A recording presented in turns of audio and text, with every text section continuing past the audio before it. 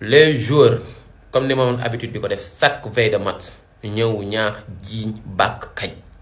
man noonu laa ko def chaque veille de match yéen a ngi ni yéen ñëpp les 26 joueurs non 26 représentants ak le coach Pape Thiaw muy 27 vous êtes nos 27 soldats fële ci néegi américain les gars on a un match très important demain contre la Norvège match boo nga xam ne on est dos au mur faudra impérativement gagner pour sortir la tête de l'eau. Les grands joueurs sont faits pour ces genres de matchs, mais les grandes équipes aussi tamit sont faites pour ces genres de matchs. Donc demain, il faudra élever le niveau de jeu. Il faudra réagir comme des lions, il faudra rugir, mais il faudra aussi tamit jouer comme des champions d'Afrique. Il faut le montrer. Il faut nous voir le monde entier, surtout le continent bi nga xam ne moom la ñu représenté que ni contre la France c'était une erreur. C'était une erreur.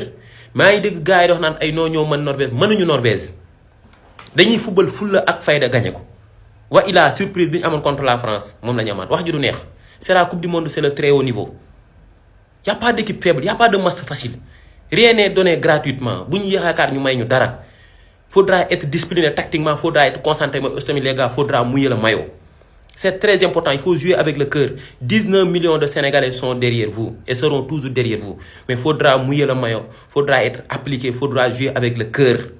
c'est la patrie gars yi élever le niveau de jeu ñun xam nañ ni bu ngeen ci nekkee mën ngeen ko def mais bu leen yaakaar lu yomb amu ci bu leen ko sax ci yaakaar ay yéen a mën Norvège dañu dóor Norvège un match de football n'est jamais gagné d'avance faudra élever le niveau de jeu être réaliste être clinique et marquer les occasions être discipliné tactiquement être solide défensivement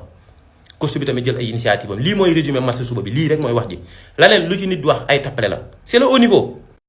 gaynde ton équipe a besoin de toi Sadio Mané man maay wax ak yow man njool mi ton équipe a besoin de toi les genres de joueurs sont faits pour ces genres de matchs ñun xam nañ ni mën nga ko def demain le peuple sénégalais a besoin de toi il faut que nga libérer ñu on est deux au mur il faudra impérativement gagner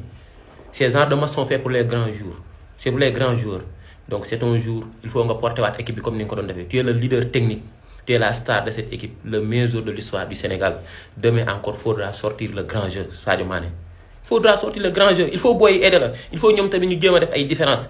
mais tamit il faut nga jiite gaal gi yow yaay dawal faudra sortir le grand jeu encore une fois l'équipe a besoin de toi les Sénégalais ont besoin de toi on sait que ni un Sadio Mané des grands jours peut régler le problème peut être la solution c'est la coupe du monde c'est le très haut niveau donc faudra élever le niveau Mané on compte sur toi de